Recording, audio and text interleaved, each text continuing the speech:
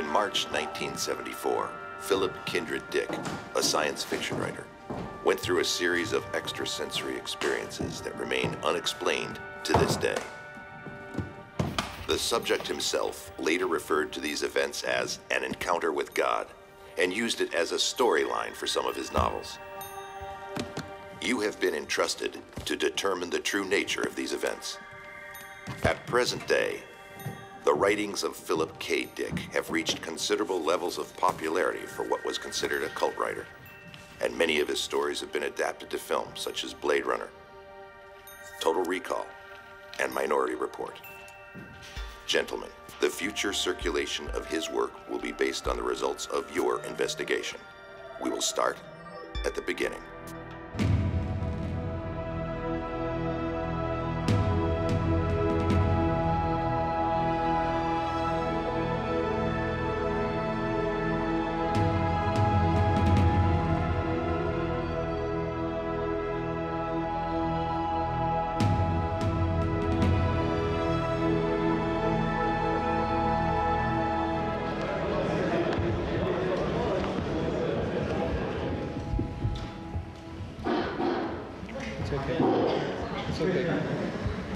The subject of this speech is a topic which has been discovered recently and which may not exist at all. I may be talking about something that does not exist. Therefore, I'm free to say everything or nothing. He was born in 1928, which was really in the middle of not quite the end of the Big Depression in this country. So his mother was poor, lucky to have a job. And of course, the death of the little girl certainly had a tremendous effect on Dorothy, too.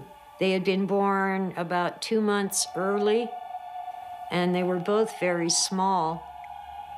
And at the time, Phil was one of the smallest premature babies to survive. But his sister was even smaller, and she simply did not make it.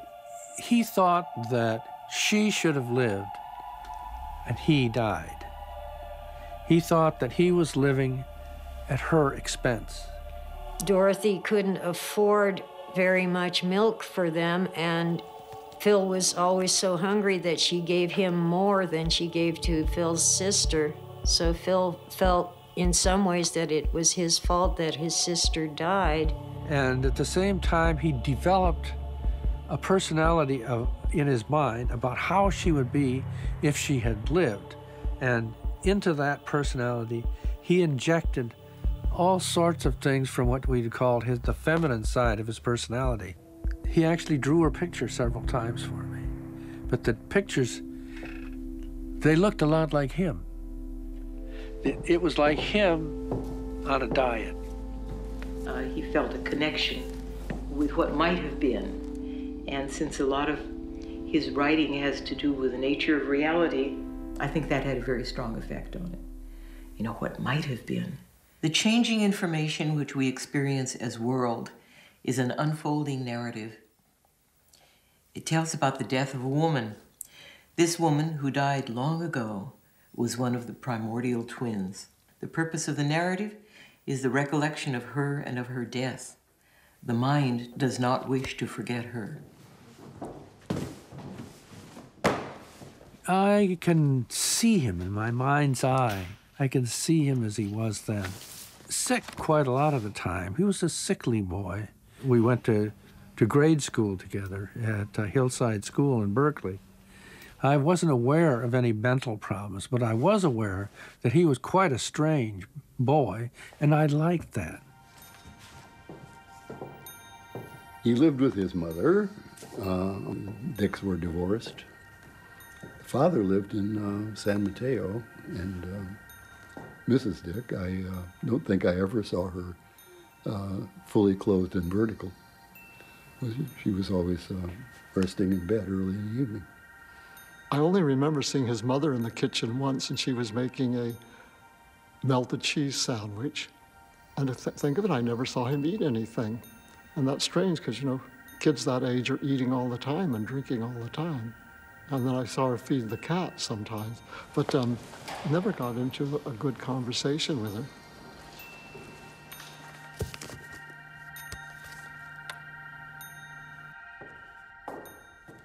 In the early 1930s, young Philip and his mother Dorothy settled in Berkeley, California. It is said that his mother encouraged Philip's early interest for literature.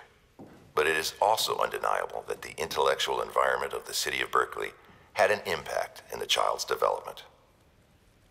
I know that Philip was writing in high school, and that he wrote short stories. And early on, he had a little story published in the local newspaper, which had a column for kids' stories. I have never seen that story. I would love to see it. I don't know anything about it except it was a science fiction-y story. Started having a lot of anxiety attacks going to high school, sweats, palpitations, shortness of breath. They considered it anxiety. Now we probably would think more panic disorder, panic attacks, and those are different. Started to write science fiction to disassociate. That was his word, to escape. The question of when Phil and I discovered fantasy, I think we first discovered it in comic books. Here's a classic. We were all comic book collectors. And we went quite quickly from comic books to pulp magazines. At that time, there were a great many cheap fiction magazines.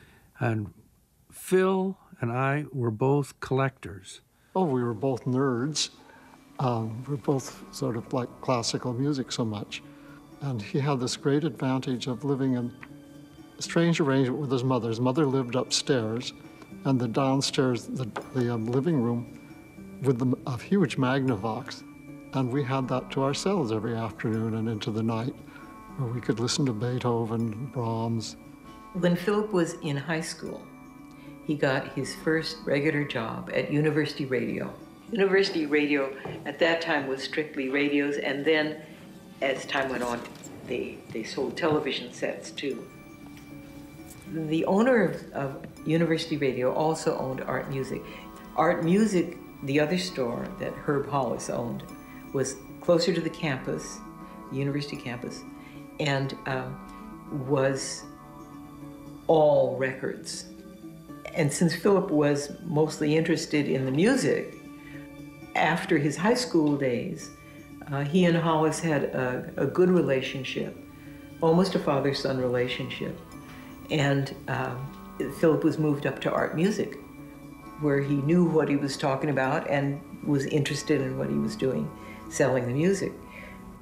And then when he really blossomed out and got to know people when he started working at the record store, just taught him how to deal with people. I always had the feeling he must be working in the basement because he was so afraid of other people. But no, he was a good salesman. He liked people. He could pick up girls there. You know, he was married once before me. It lasted just a few months. Oh, he told me that story, that it was the first girl he slept with and he thought he had her pregnant and that's why he got married. But I didn't believe that because that sounded, too good to be true as a story. His story about why that marriage broke up was that his wife, Jeanette, who nobody's been able to trace since, I have no idea if she's still alive, or nobody ever heard of her after that in his circle. The story was that Jeanette had a brother who came to visit the apartment, and Philip had a huge record collection, and Jeanette's brother had objections to that, and he didn't think a real man should be that hung up on music, and that Philip felt that the collection was actually threatened, physically threatened, and that's why they broke up. Now, I doubt that was really the whole story, but that's the story he told. He started at the University of California and didn't stay a full semester, and he was virtually self-taught. He loved literature, and He was very interested in psychology and science and you name it. So he really gave himself a pretty good education, which stood him in good stead, I think, later on. And in any case, whatever happened, he dropped out of the university. So here he was on his own, living in his own apartment by this time, in the middle of a university setting with university kids coming by all the time, like myself, to the music store. And that was our major connection initially, was through the music. He would recommend things that he thought I would like to hear, and it was a very musical courtship. They had listening booths, which were very private, and we had musical discussions often. But at any rate, it was the music that drew us together. After about 1.5 years, we got married, and that's substantially how we got together. On June 14th, 1950, Philip K. Dick married Cleo, his second wife, and together they lived in a modest house at 1126 Francisco Street. It was at this time that Philip decided to become a professional writer. His wife was very supportive, and his marriage created a perfect working environment.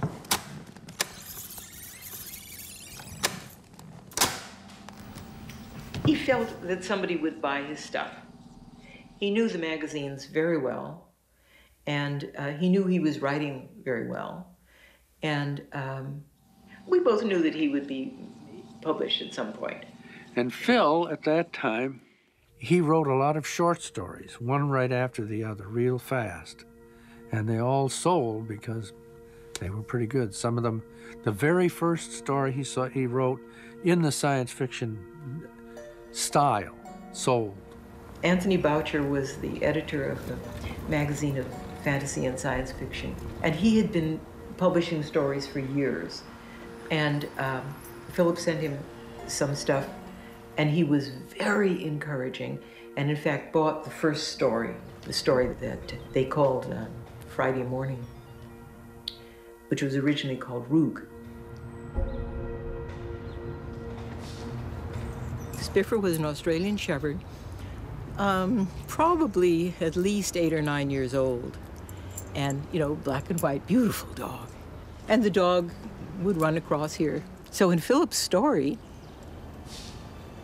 there was a dog very much like Spiffer who realized that what people called garbage men were actually Roogs, R-O-O-G, and that's what he was calling. He wasn't just barking. See, he was saying, Roog, Roog. Okay? So, and he tries to protect the family from the Roogs. He doesn't know if the Roogs intend to eat everybody or if they are only eating the garbage. All he knows is they're taking the garbage away and storing it somewhere. And that's Spiffer's story. Wonderful dog, gosh. I would say that the main theme in Phil's fantasy writing is the uncertainty of reality. That's something he comes back to time and again. There are people who believe one thing is true and it turns out not to be true. And that occurrence, that discovery, usually an unpleasant discovery of the reality being other than we think it is, that is the big fat thread that all of the other threads are attached to, I think. What's real and what is unreal is the basis, of course, of Philip's stuff, and is the basis, I think, of any decent fiction writer's stuff. One thing that puzzled Phil Dick throughout his life, he never quite trusted reality. He was never sure this table was going to be a table in the next minute. And he was also a pioneer in having a deep skepticism about the nature of reality. And that's the aspect of Dick's work that I think makes him seem so peculiarly contemporary. How do I know that my internal view of reality is real? Then you have a Philip kind of situation. There are many realities, maybe, or Are we like flies? And we see with a lot of different lenses. Maybe it's all the same thing we're seeing, and maybe it isn't. You know, maybe there are as many realities as lenses in a fly's eye. He had a rather complex psychological life. He had numerous nervous breakdowns, whatever that means. He went to see a psychiatrist as a teenager. He had various phobias, agoraphobia, eating phobias, and so forth. And he also himself felt and worked out in his fiction a profound sense that the boundary between his inside psychological life and the exterior world was not altogether clear-cut and unambiguous, that boundary was a shifting boundary, and to some extent maybe even indeterminate. And then the hallucination, if it was that, happened. He saw the personal manager in a new light. The man was dead. He saw through the man's skin his skeleton. It had been wired together, the bones connected with fine copper wire. The man's voice issued from a tape, through an amplifier and a speaker system. That was when panic overtook him. One of the most stunning days in our lives at that time was Philip sent out stories all the time to all kinds of magazines, not only science fiction, but all over. And they'd come back, you know, and we'd send them out again. The post office is right down the street. And one day there were 17 manuscripts returned in the mailbox, in and around the mailbox.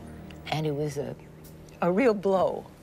So we solved it by picking them all up, marking which ones had gone to what place, you know, and when they'd been returned. And just, you know, we put them in new envelopes and sent them all out again. That was hard. That was hard. They were poor. Phil was very poor for most of his life. It was funny. At one point, I think it was when he was married to Cleo, he was so poor that he couldn't afford human food. He had to go to a pet store and buy, what was it called? Happy Dog food. They had a capital P in front of the word poor. I think that Philip always had a feeling, unfounded, I believe, that he might never be able to live off his writing. When he started to sell stuff, it was, of course, wonderful. But the early stories, he got, I believe, as little as $80 for one. Not very much money to appear in some of these magazines. And his agent told him that he wasn't ever going to make any money, no matter how many short stories he sold. He should write novels. So Phil obediently got started writing novels. In the back of Phil's head was the idea that this was just a stepping stone to becoming a great novelist in the general sense of the word, known to the general public, because he was known a lot by science fiction fandom. In 1955, Philip K. Dick's first novel, Solar Lottery, was published. The city of Berkeley was thriving with student demonstrations and the politically left-wing ideas of Marxism and communism. Although Dick tried to distance himself from these more radical political views, the atmosphere contributed to his already existing paranoid tendencies.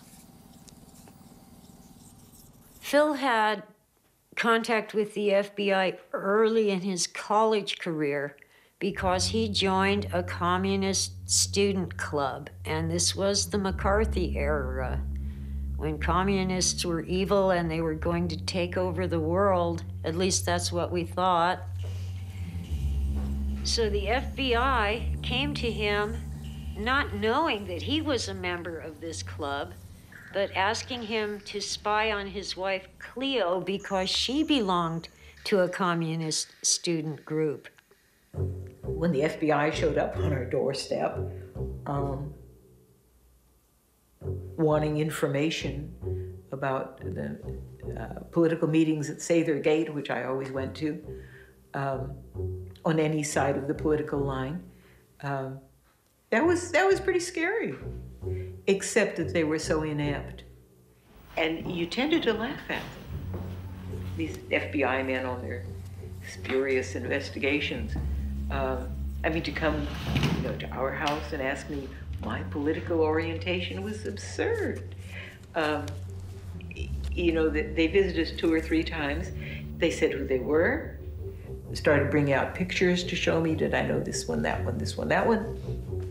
And each time after they left, we would be shaking our heads about how klutzy they were. And when George Scruggs, the main guy, turned out to be such a nice man and taught Philip how to drive, it lessened the effects a little bit. He seemed to take an almost fatherly role with Philip, which was great because he always was able to use a good father figure. But he was a very nice man.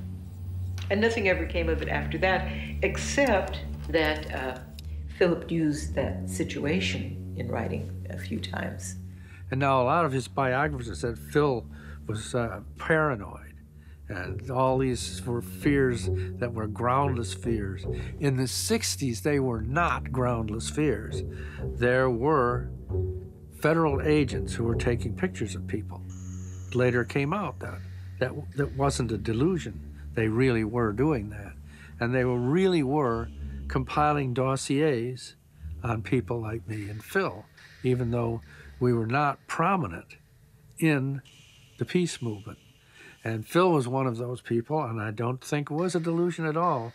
I think he really was what they call an object of interest to the FBI. At that point, Philip had been working at a different music store. And there was no reason to stay in Berkeley. So we sold the house in Berkeley and moved to Point Reyes Station. One day, this lady appeared at the door who had been married to a poet who turned out actually was a wonderful poet. And that poet had died, and she had heard this kind of literary type had moved into the neighborhood, and she wanted to make a connection, which sounded great to us. From there, a different kind of relationship developed between Philip and her, and one day he announced that he was going to move over to her place. I had heard this writer had moved to town, and I was interested in meeting him and his wife, and we just hit it off. We had instant communication, and the next thing you know, we were involved with each other. During the first years of his marriage to Anne Rubinstein, Philip K. Dick temporarily abandoned science fiction writing to concentrate on his mainstream novels. He rented a small cabin in the country that he named The Hovel, and there he spent months writing, hoping to achieve literary success. During the period when he was writing his mainstream novels and living with Anne, he took amphetamines every day. And he did that so that he could write a lot. He thought that he didn't want to waste his time sleeping, and these things would keep him from sleeping. And they also apparently accelerated his inspiration. Towards the end of our marriage, he was taking tons of stuff. And again, I didn't find that out until after he left. And I got a bill from the druggist for all these strange things. But he could always talk some doctor into giving him whatever he wanted to have. And he knew more about the drugs than the doctors did. I know that he had a lot of prescriptions in our home, like tons of them. And so I remember seeing those, and I think I remember him taking prescriptions, yeah. At night, he would take amphetamines and he would write. In the daytime, he would help Anne with her jewelry business. She was setting up a jewelry business. Anne made jewelry, and Phil made some of the jewelry himself. And so he would write, and he would work on the jewelry business, night, day, and then he would collapse, and he would sleep for 24 hours or longer and then start over again. He came home from riding at the Hubble, and he'd seen this, said he saw this face in the sky. Gentlemen, this is critical to your investigation. For weeks, Dick was tormented by the sight of a giant metallic face in the sky, an image that would become the basis for his novel, The Three Stigmata of Palmer Eldritch. But was it merely an hallucination, or was it something more? I don't know what was happening. He was writing The Three Stigmata of Palmer Eldritch, and I think he was trying to work out in that book an enormous conflict he had in his own life. That's about an evil god.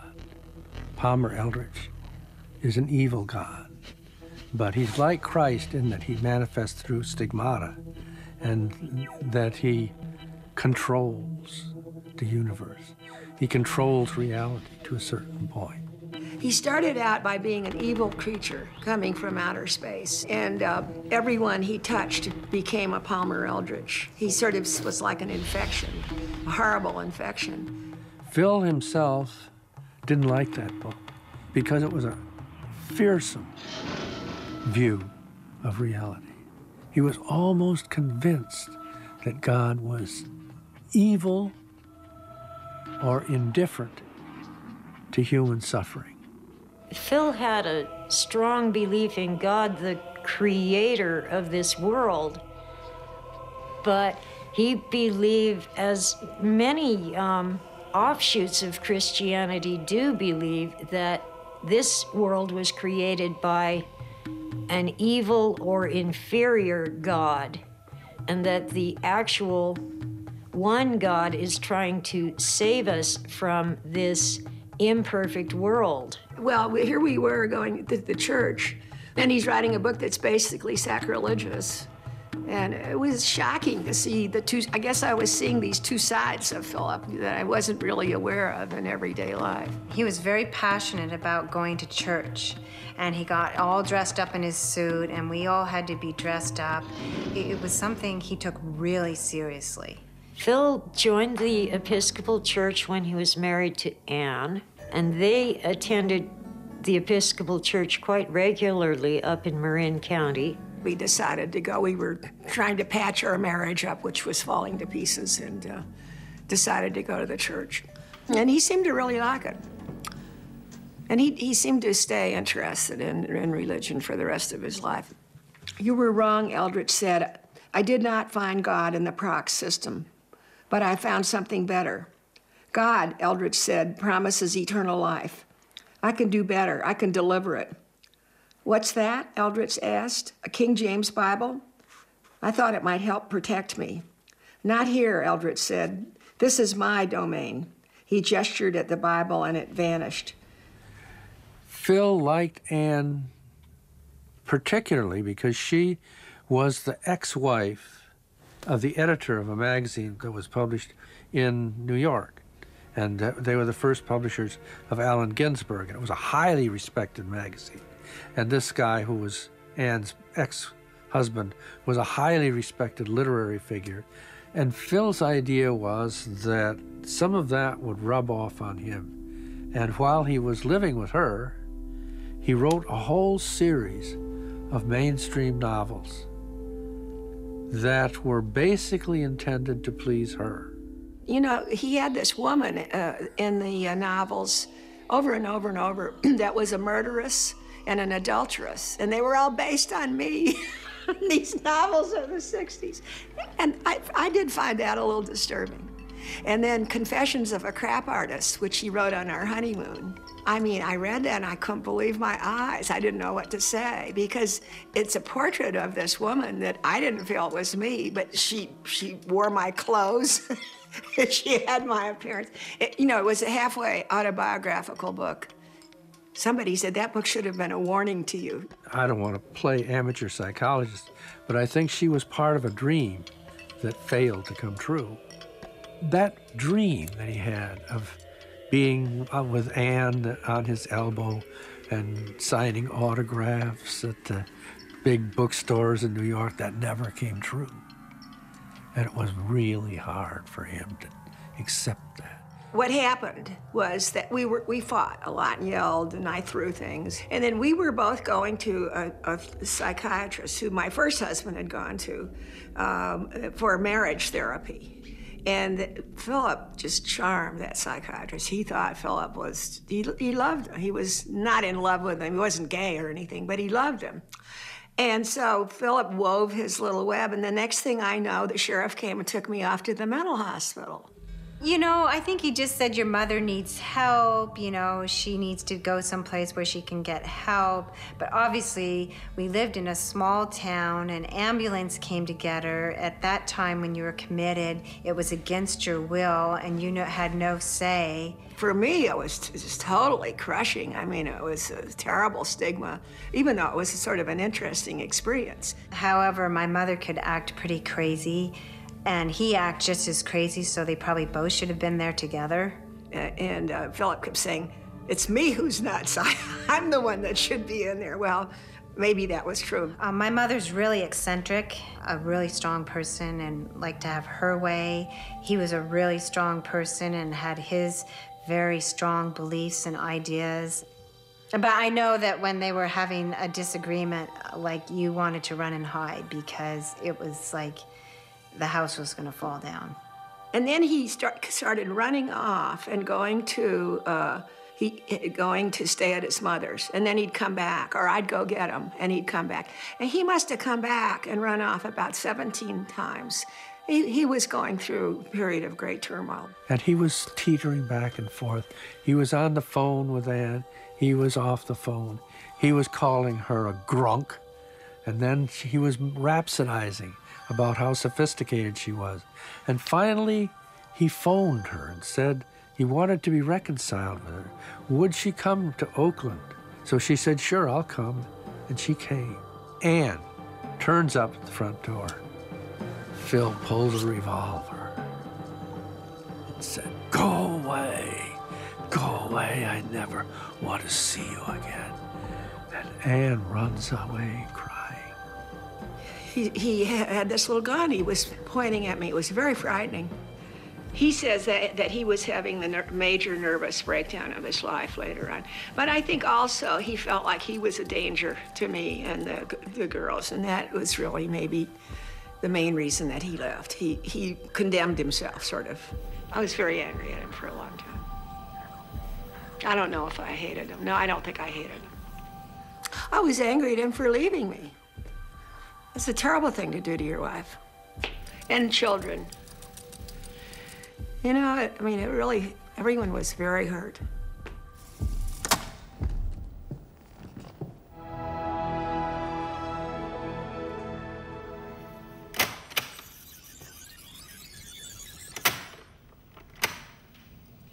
He met a family, Hackett, I believe that was their name, and he formed a big crush on the elder of two sisters. But the elder of the two sisters thought he was nuts and wouldn't have anything to do with him. So he, as a second choice, he took Nancy Hackett and married her. Nancy, oh, Nancy came out here with her, she was 19 years old. She came out here with her stepmother, who was our friend from St. Columba's Church, a very brilliant woman. And later on, he was going to marry Nancy. 64, 65, the woman of the hour is Nancy, who had just been discharged from a mental hospital. He describes her as scared, brittle, 21, and schizophrenic. She became pregnant, he married her. She's 19 years old, didn't say anything, didn't do anything. I don't know whether she was on some kind of drugs or what, but she had a very hard life, very difficult life. She had a real mental illness. In July 1966, Philip K. Dick marries Nancy Hackett.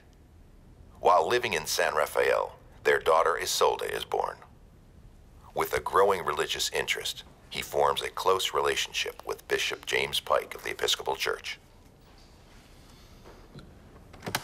He was in the process, along with the rest of the Bay Area, of searching for a new religion. He and Jim Pike, the bishop, they were both looking for something that even unbelievers can believe in. I think that Phil got a lot of his ideas about religion from Bishop Pike, and Pike had a lot of unorthodox ideas. Jim Pike was, on the cover of Time magazine, and, very significant, big connection with the anti-war movement and things like this. Bishop Pike was tried for heresy himself for trying to prove that Jesus did not die on the cross. Jim was in deep trouble with his church for that, and I guess it was 1966 that he quit the church, or was forced out, depending on how you look at it, because of being too heretical. Phil knew him so that he knew personal things about Jim Pike. He knew about Jim Pike's mistress, that Jim Pike paid out of the bishop's discretionary fund, the apartment where she lived and things like this. And he was getting very heretical at that point, because the thing between Phil and him was Phil had this idea of an evil God, and Jim had this idea of a good God.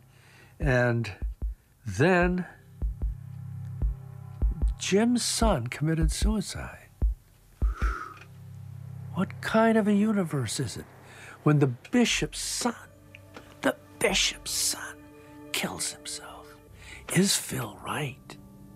Is there really an evil God just waiting to destroy us? I, in my stories and novels, often write about counterfeit worlds, semi-real worlds, as well as deranged private worlds, inhabited often by just one person, while meantime the other characters either remain in their own worlds throughout or are somehow drawn into one of the peculiar ones. This theme occurs in the corpus of my 27 years of writing.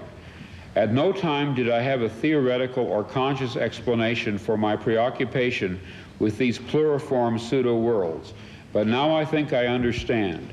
What I was sensing was the manifold of partially actualized realities lying tangent to what evidently is the most actualized one, the one which the majority of us, by consensus gentium, agree on.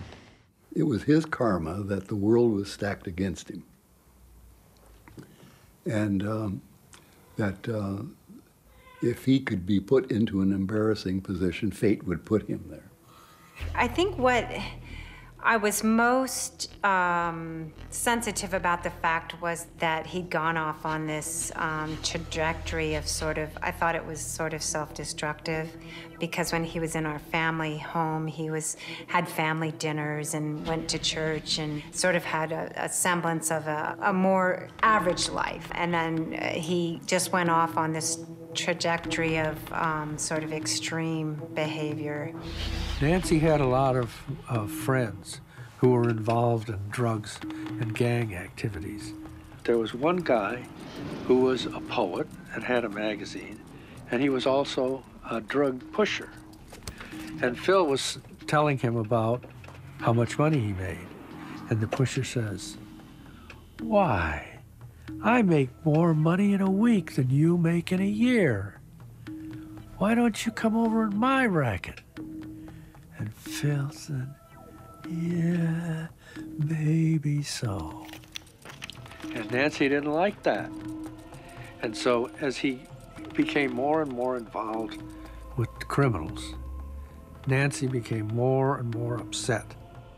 In August of 1970, Nancy takes their daughter and leaves the house in Santa Venetia. Depressed and driven by destructive behavior, Philip opens his house to the social outcast and the debauchery of young writers, bohemians, and junkies. At the end of the 1960s, in Santa Venetia, San Rafael, Philip K. Dick found himself very directly influenced by the young people he was meeting around his home. And in fact, it started to be that people would come by. It was a place to hang out, or even a so-called crash pad, which meant that young people knew that they could sleep there if they needed a place to go and sleep.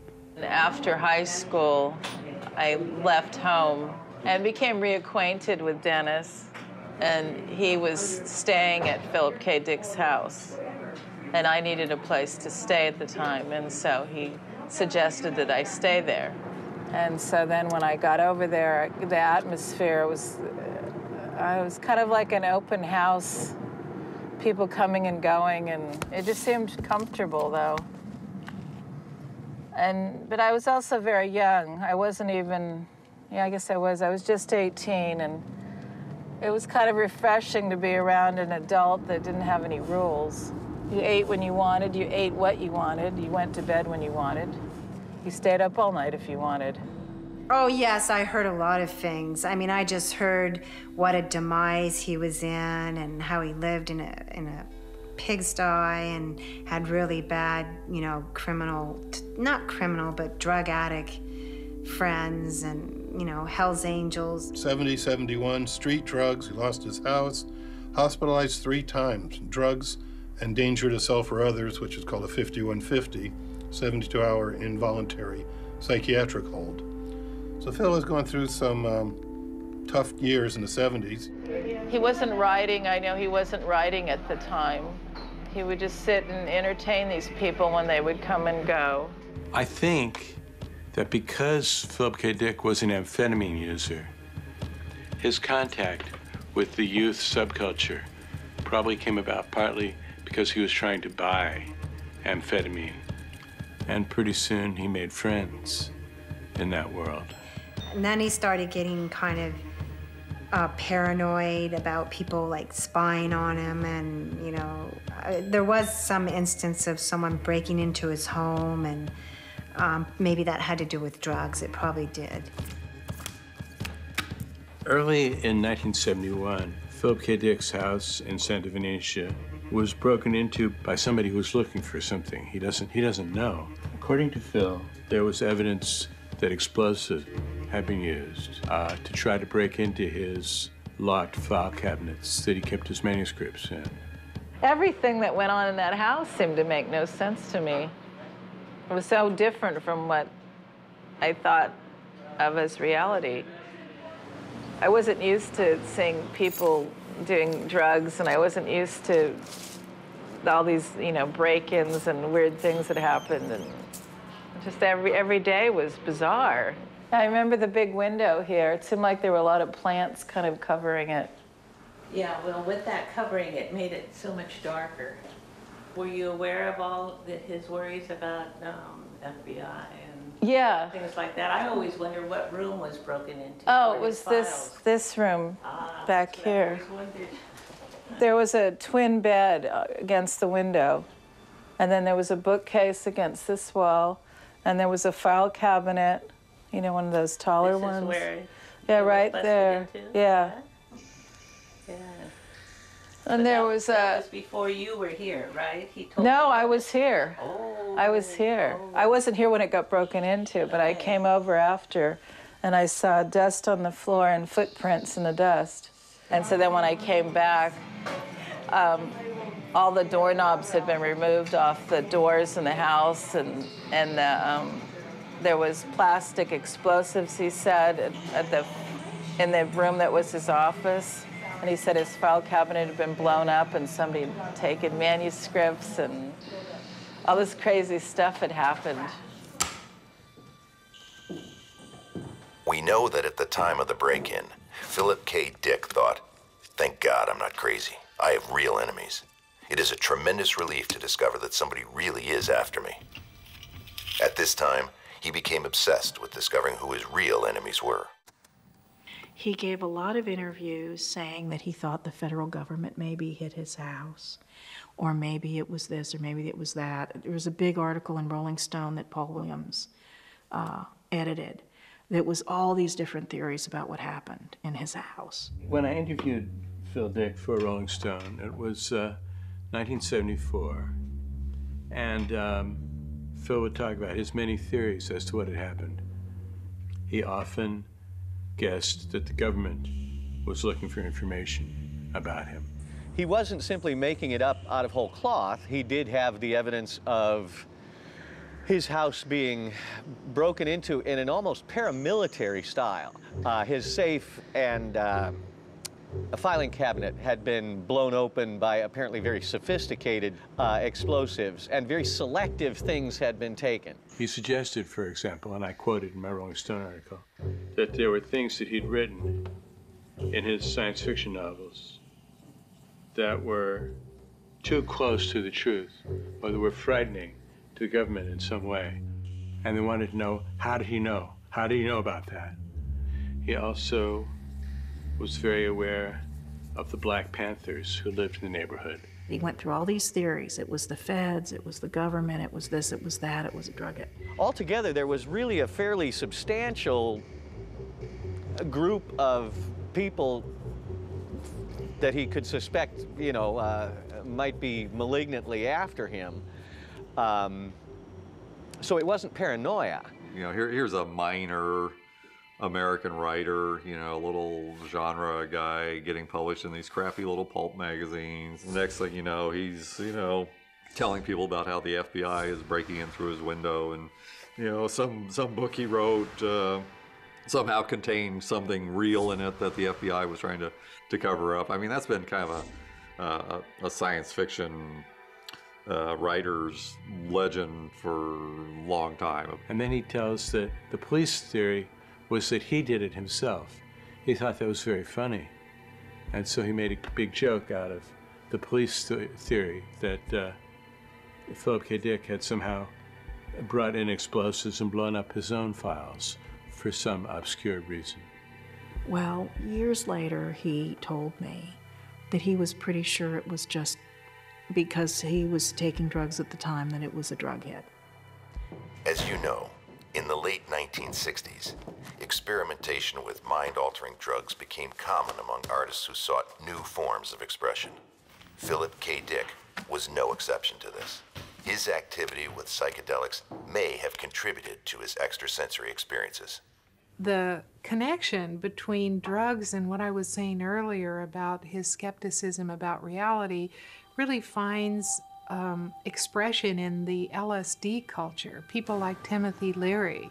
The feeling that the experience one had under drugs was revealing that this is all an elaborate play being staged for our benefit to keep us politically quiescent. And drugs allow you to see behind that facade and realize that there is another reality. But Phil only took LSD twice. And both times I gave it to him. And the first time he had quite a good experience.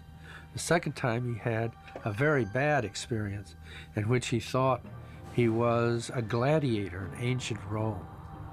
And what happened to Phil was that even though he had never studied Latin, and I studied Latin in high school, so I could understand Latin, but he began speaking Latin when he was that gladiator. He was speaking good Latin, grammatically correct, but easygoing, as if he'd spoken it as a native tongue, and that was spooky. In November of '71, he says, my house was hit, and he thinks it was the FBI that broke in and trashed his house.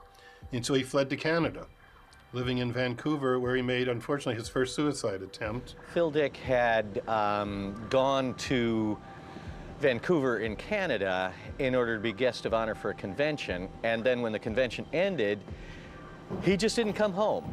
Later, I found out, of course, that he had attempted suicide in Canada, and in order to sort of be living in a secure and monitored environment, had checked himself into a place called Ex-Calais, which was, in fact, a heroin rehab compound. He said that's where the book, that's Scanner Darkly, you got the idea for it back then. The idea of drugs, you know, came from that. And in fact, they did seem to have done him some good. The sort of closely monitored, very, very intensive care does seem to have been what he needed. And he eventually, in effect, outgrew the need for it, recovered, and was ready to sort of step back into civilization again. Now and then a dealer, realizing he was about to be busted, took refuge in one of the drug rehabilitation places, like Synanon and Centerpoint and Ex-Calais and New Path, posing as an addict seeking help. Once inside, his wallet, his name, everything that identified him was stripped away in preparation for building up a new personality not drug-oriented. Then, later on, when the pressure was off, the dealer emerged and resumed his usual activity outside. I only got partial details about how Phil wound up down in Orange County. Phil had wanted to get out of that drug rehab place up in Canada, and Willis, helped make it possible. When Vancouver stopped being feasible as a new place to live, he wrote to a professor at Cal State Fullerton and said, I have nowhere to live. My home back in California has been blown up. I'm virtually homeless. And the professor read Phil's letter to the class, and a couple of the students said, we just lost a roommate. We could use another roommate. And they said, would you like to come to the airport to pick up Philip K. Dick? And I said, yes, of course. When I first met him, he was very, very friendly, very warm, very enthusiastic. He had incredible, enthusiastic, bubbling personality. And I believe Tim Powers was one of Willis McNally's students who actually met Phil at the airport. Well, when he stepped through the gate, we were waiting for him in the gate area of the airport there. He looked desperate. He was wearing a sport coat that was too short for him and too short in the shoulders. His luggage was held together with an electrical extension cord, and he was carrying a copy of the Bible, which later he said was to mollify customs. And of course, his old life in the Bay Area was really no longer an option since his marriage had broken up. His house had been melodramatically broken into and robbed. And even the police had, I believe, implied that they thought it would be a good idea if he went away and never came back. Before I met Phil, I was simply trying to escape from my dysfunctional family. I was trying to decide whether to go to college or join the Navy.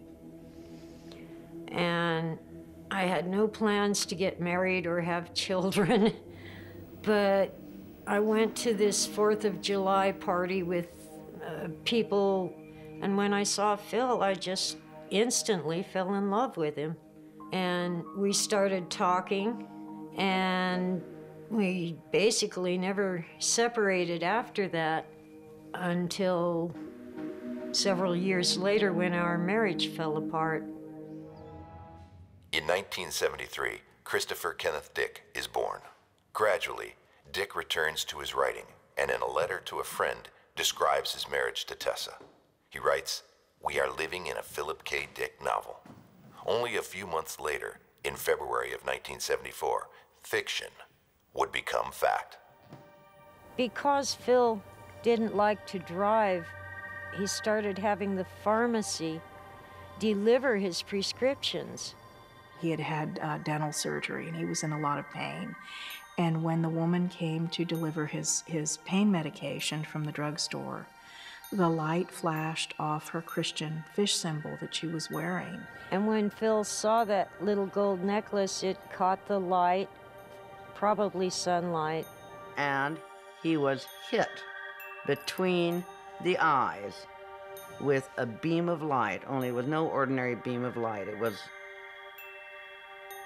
I don't know, a penetrating ray of some kind, although it did not hurt him. And he saw this as a pink beam that initiated a fairly long period, several weeks at least, of what he mostly concluded, most often thought, was a contact with God.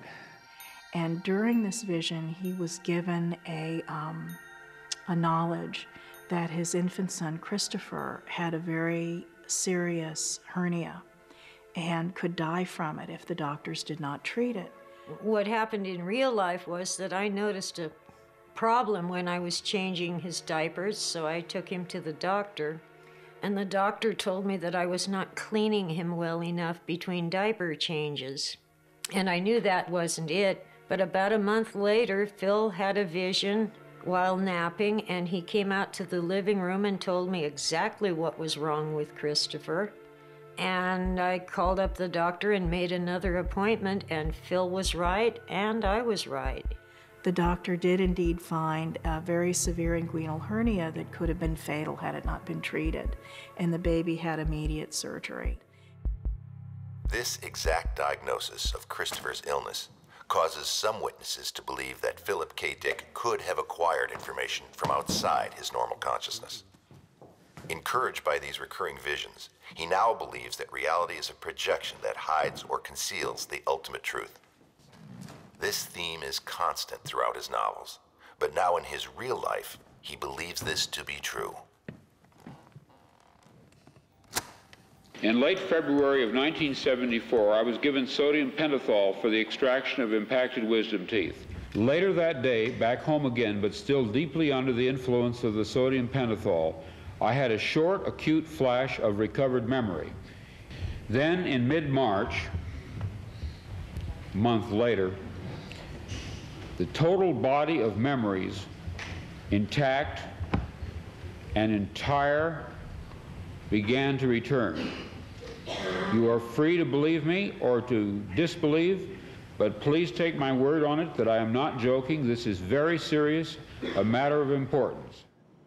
For the rest of his life after that, the main concern of all his research was that God? If not, what else might it have been? And it resulted in some, of course, tremendous books. Mainly, I think, Valis was probably the most significant result of that experience.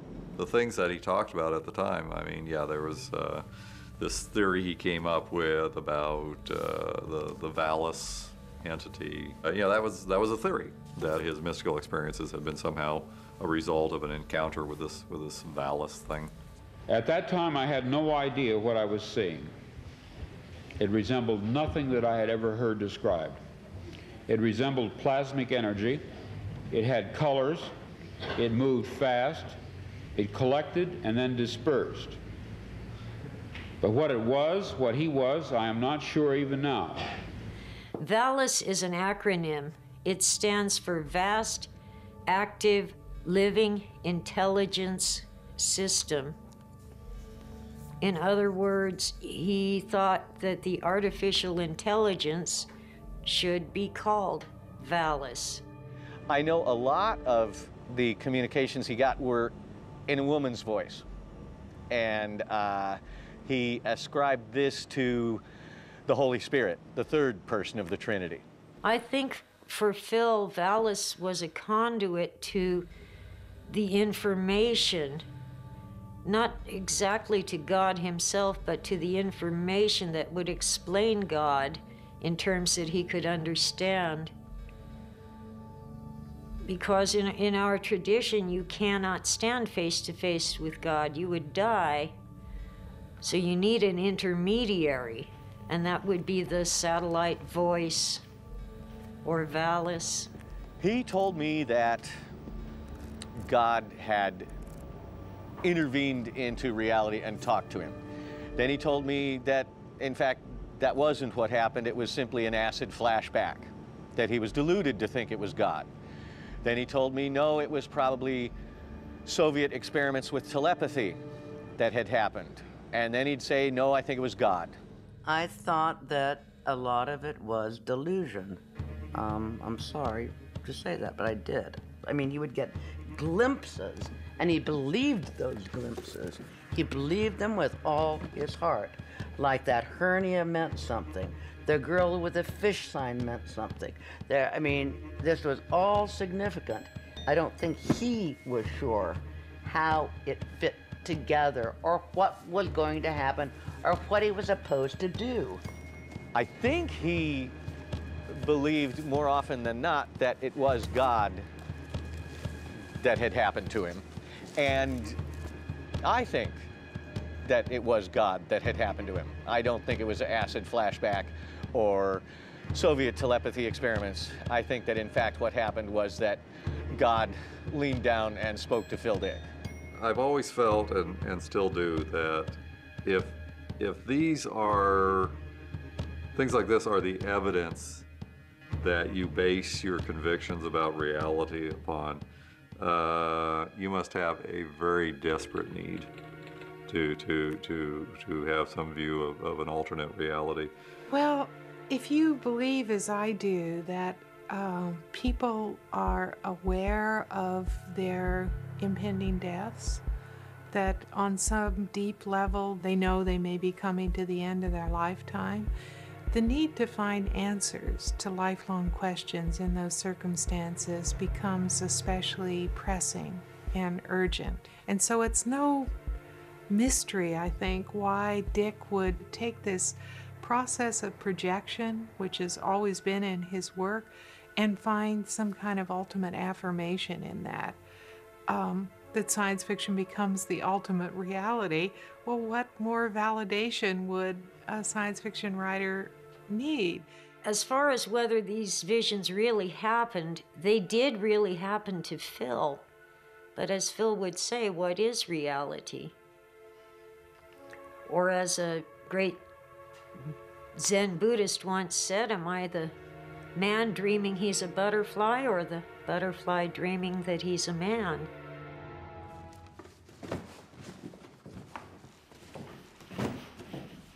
Certainly it's accurate to say that from 74 until his death in 82, he was trying to find an answer to what had happened to him in March of 74.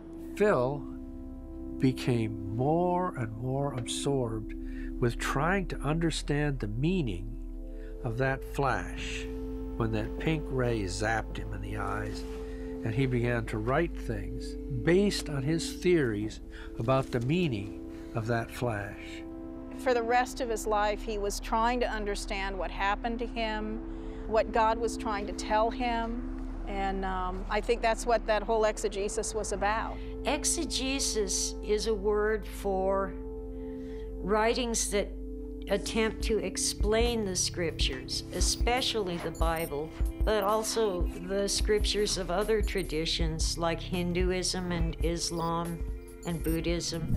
First, he would examine possibility A, that it was something that somehow was consistent with the Buddhist view of reality, and then he would see that something still didn't fit in with that, and then he would go on to something that would be maybe the Hindu version or something else.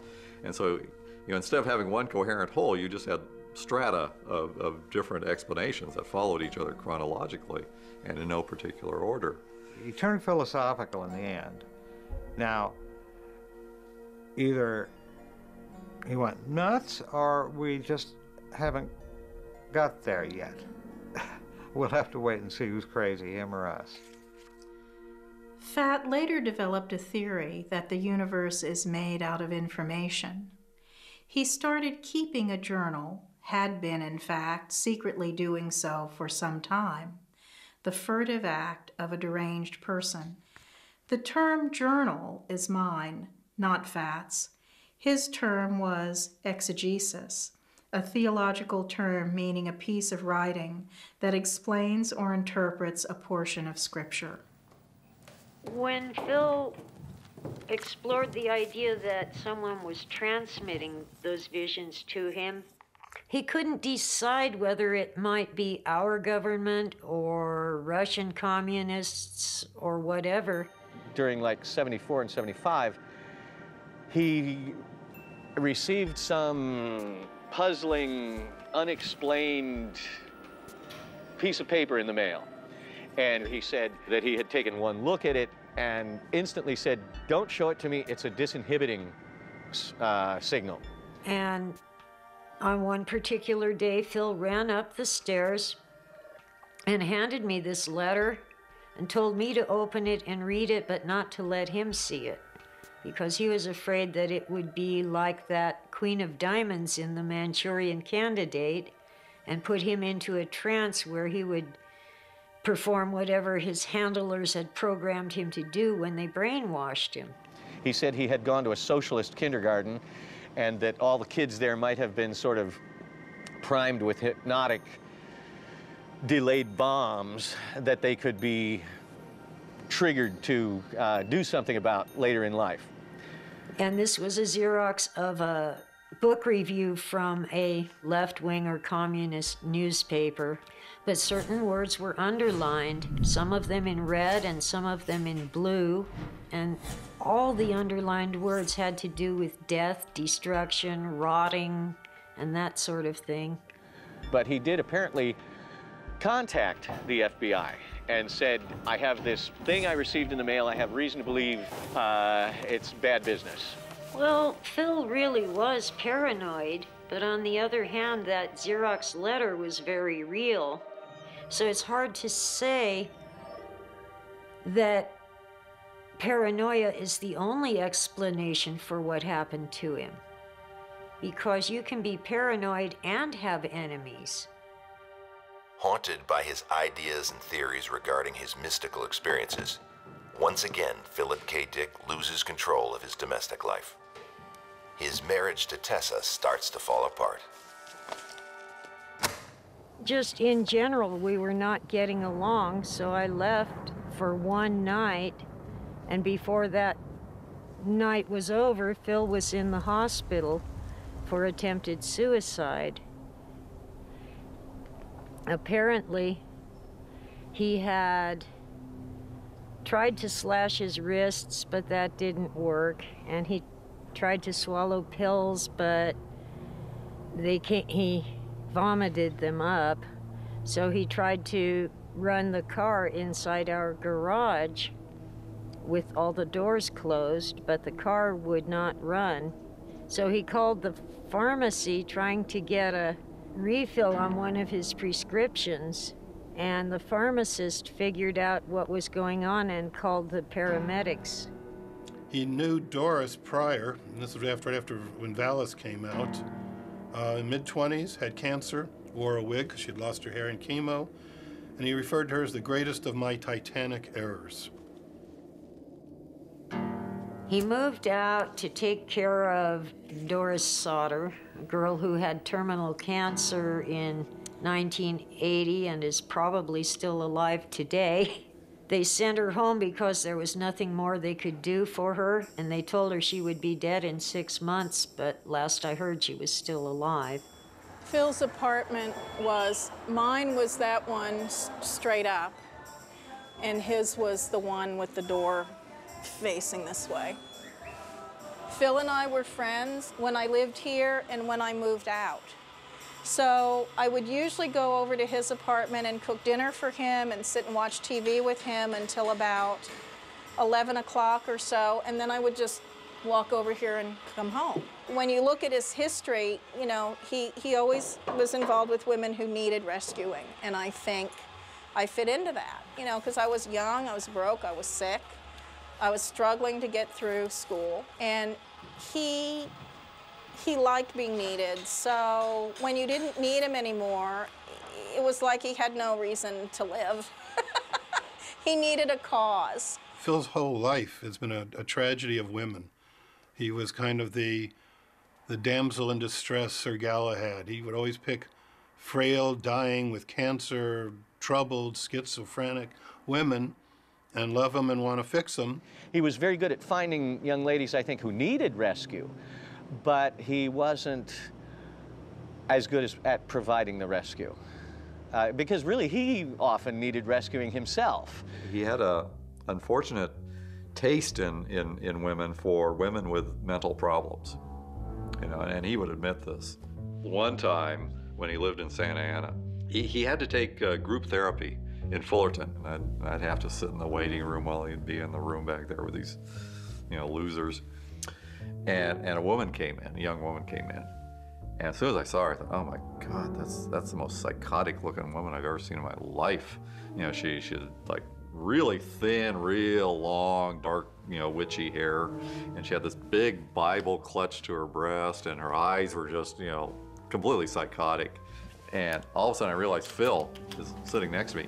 He's getting up out of his chair. He's gonna go get up and go talk to her.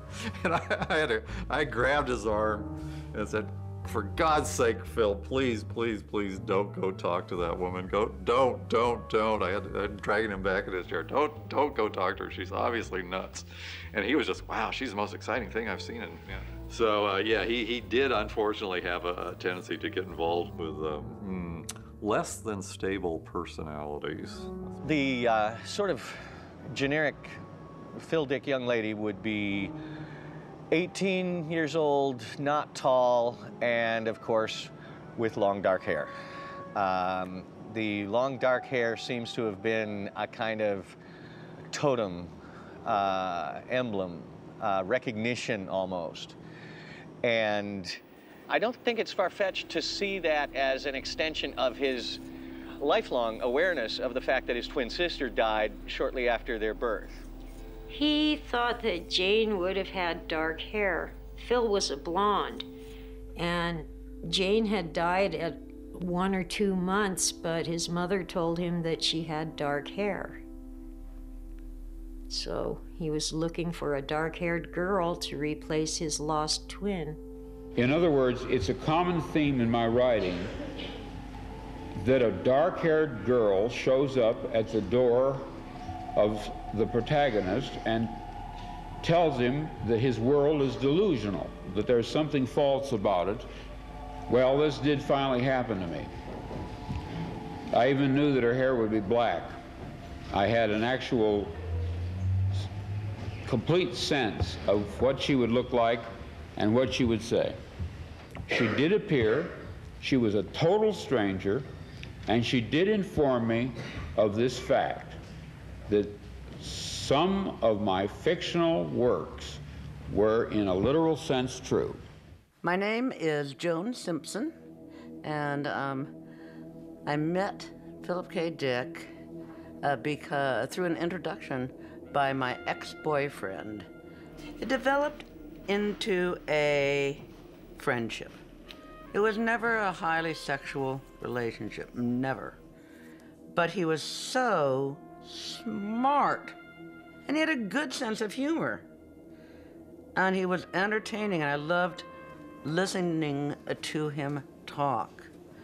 And we did a lot. We talked, we walked, we had quiet fun. And then he got a little too paranoid, but that comes later down the line. Philip K. Dick was, and I believe still is, very, very popular with the French. So they invited him to a huge honorarium there on science fiction convention in Metz. Paid for the ticket for himself and myself, and gave his speech, his Metz speech, which he worked on for a long, long time. And he was very happy with the speech. And the speech was really quite horrible. I wrote out these dreams in novel after novel, story after story. To name two in which this prior ugly present obtained most clearly, I cite The Man in the High Castle and my 1974 novel about the U.S. as a police state, called Flow My Tears, the Policeman Said. I'm going to be very candid with you. I wrote both novels based on fragmentary residual memories of such a horrid slave state world. People claim to remember past lives. I claim to remember a different, very different present life. I know of no one who has ever made this claim before, but I rather suspect that my experience is not unique. What perhaps is unique is the fact that I am willing to talk about it. And people were shocked. And at the same time, they were pretty kind. They really were. I think it was so awful that people saw that something was really wrong We are living in a computer-programmed reality, and the only clue we have to it is when some variable is changed and some alteration in our reality occurs. We would have the overwhelming impression that we were reliving the present, déjà vu, perhaps in precisely the same way, hearing the same words, saying the same words. I submit that these impressions are valid and significant, and I will even say this: such an impression is a clue that at some past time point a variable was changed, reprogrammed as it were, and that because of this an alternative world branched off. And I was sitting there just going, oh, I wish I wasn't sitting here. I wish I didn't have to be here. And at the same time, I felt so terribly, terribly sad. Really, really sad. Because it was apparent that something really, really spectacular, something really great, had probably gone missing and wasn't there anymore. To my way of looking at things at my present age, the stuff when he started to get off on the Messiah from, you know, outer space, I found the entertainment value of the work suffered. The fact that he had a bone to pick, I think, hurt the literary quality of it. That creativity, that big mind, that depth, that exciting brain dynamic that he used to have and write in these novels, and they were deep, they were new, they were a bauble of new thought. They were stretching the boundaries, and that was lost. Couldn't do that anymore.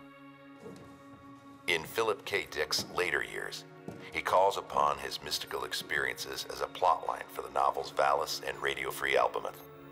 According to your reports, it is impossible for us to determine whether these events were the result of a delusional mind or not. 78 to 81, he just says, I wrote and wrote and wrote. Then in 81 came Sandra. Came out of his shell.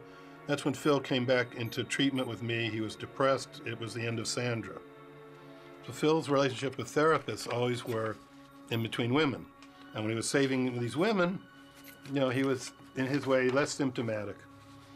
Because he'd devote all his energy outward, you know, to fixing them, then they would leave him. All the symptoms would return. His whole life had been very chaotic and unhappy until about 75, 76. And then he got his apartment, which became a condominium, which gave him a lot of stability. And he was finally making what to him was infinite money from, for example, the Blade Runner movie, and from a lot of books selling better domestically and overseas. And in the time that I knew him, he never was rich. He never was rich. And just before he died, he suddenly started to get rich, starting with a lot of options on his books to be made into movies. And the first one was Blade Runner. The book was called Do Androids Dream of Electric Sheep? And he died just as Blade Runner was being finished. But he saw the rushes on that movie. He really liked the way that movie had been done. He was very proud of his accomplishments and somewhat vain about it. You know, that he had become this kind of notable genre writer. And he was making good money. I'm getting much more critical attention now, especially abroad and especially in France. I'm evidently discussed there now and then on French intellectual TV programs, in articles. This is true too in England and so forth. I am sort of a campus figure, but overshadowed by Ray Bradbury. In a lot of objective ways and personal and emotional ways, he was coming out on top. Money in the bank, a fully paid for condominium, friends who loved him and took care of him and protected him, relationships that he was involved with, books being published, movie being made, everything like this. So in some ways, he kind of went out on top. The last session I had with Phil, it was in February of '82, the 11th. He was going to go to Amsterdam. That was the last time I saw him. You know, and then he called me on the phone about 5 days later, the 17th, told me he was being interviewed and his eyes were failing. He couldn't see. And he wanted a psychological interpretation. And I said, Phil, I don't think it's that you can't see. I think your eyes are going. Go to the emergency room. And he reluctantly finally said, okay, I'll go. And I guess whoever was interviewing him, I think it was Greg Rickman, left. A couple hours later, he stroked. And my memory of it is that Tim came over and the door was unlocked and came over with, I think, Juan and Sue Perez, and they found Phil on the carpet. And he had had a stroke and had laid there, they thought, for about 12 hours or so. This is Western Medical Center, where Phil spent the last week or so of his life in the intensive care unit. I sat in the waiting room a large part of the day and went in during the times when I could go in and visit. I visited him in the intensive care. You know, thought I could do magic, wake him up, but no, it didn't work. Had a second stroke on the 25th, and I guess on March 2nd, he was flatlined and they unplugged him. I heard about his death reading a New Yorker review of, I think it was the first of his novels that was made into a film. At one point in the review in the New Yorker magazine, the review referred to the film as based on a science fiction novel of the late writer Philip K. Dick. And that was the first I knew that Philip had died. Gentlemen, this investigation has been suspended until further notice. Was Philip K. Dick a chosen one who had a visionary perception of an ultimate revelation? Or was he simply a writer with a unique imagination? This is a question that will, for now, remain unanswered. I think Phil had a lot of doubts about his own sanity at times, his own track record. He was a lot more introspective than I realized. I think he used a lot of his experiences to create, storylines. He knew he was not stable from an early age because he's, I think his first psychiatrist was around the age of 6. So Phil knew he was different. You know, you have to feel like for Phil, the search was worth something. You know, the reason for the search was the search itself. It wasn't the end, it was the process. And I think maybe that's what kept him going and fueled that, Just like the joke about Disneyland, it's more fun to imagine going to Disneyland than it is to be there. It's kind of like it was more fun for Phil to think about the process of getting the answer than the answer itself. Phil preferred to ask questions in his writing rather than offering answers. And his major question was, what makes us human? But he couldn't ever find just what it was, so he just kept on searching his whole life. I think he was, first of all, just concerned to know what was real at all, for starters. I think all of his ideas about what might be behind reality were, he considered them educated guesses. A lot of people who are very much into the alternate reality thing about Phil's books, the one book they really don't like to talk about very much is the last one, Transmigration of Timothy Archer. You have this portrait of this guy who lost himself in bizarre, weird theories and totally lost touch with reality. That guy is kind of a self-portrait of Phil himself, only a critical self-portrait, where he realizes that, yeah, okay, maybe something incredibly strange did happen to me, maybe, but at the same time, I still have a grasp on reality. And I read it, and when I put it down, I said, thank God. Thank God he didn't die crazy. He didn't die crazy. He wasn't a lunatic when he died.